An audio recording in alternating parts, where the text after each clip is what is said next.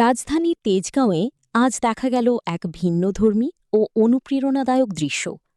একজন কলেজ শিক্ষার্থী, তার স্বপ্ন, আর সেই স্বপ্নকে সম্মান জানাতে উপস্থিত দেশের শীর্ষ নেতৃত্ব।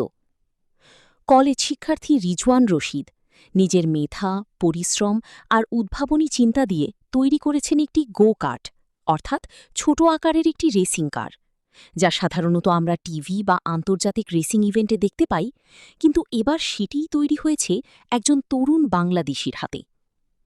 শনিবার দুপুরে তিনি তার তৈরি এই গো কার্ট নিয়ে যান তেজগাঁওয়ে প্রধানমন্ত্রীর কার্যালয়ে। সেখানে উপস্থিত ছিলেন প্রধানমন্ত্রী তারেক রহমান। গাড়িটি দেখে মুগ্ধ হন তিনি। শুধু পরিদর্শন করেই থেমে থাকেননি, তরুণ উদ্ভাবককে উৎসাহ দিতে নিজেই সেই গো কার্টে উঠে বসেন প্রধানমন্ত্রী।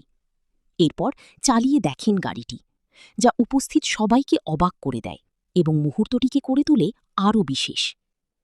এই ঘটনাটি শুধু একটি গাড়ি চালানোর মধ্যেই সীমাবদ্ধ নয়, বরং এটি বাংলাদেশের তরুণদের জন্য একটি শক্ত বার্তা যে সৃজনশীলতা এবং উদ্ভাবনকে মূল্যায়ন করা হচ্ছে এবং তরুণদের স্বপ্ন এখন আর ছোট নয়। রিজওয়ান রশিদ জানান, ভবিষ্যতে তিনি অটোমোবাইল ইঞ্জিনিয়ারিং ও রেসিং প্রযুক্তি নিয়ে আরও বড় কিছু করতে চান। আর প্রধানমন্ত্রীর এমন উদ্যোগ তরুণ প্রজন্মকে এগিয়ে যাওয়ার জন্য নতুন করে সাহস যোগাবে বলেই মনে করছেন অনেকে।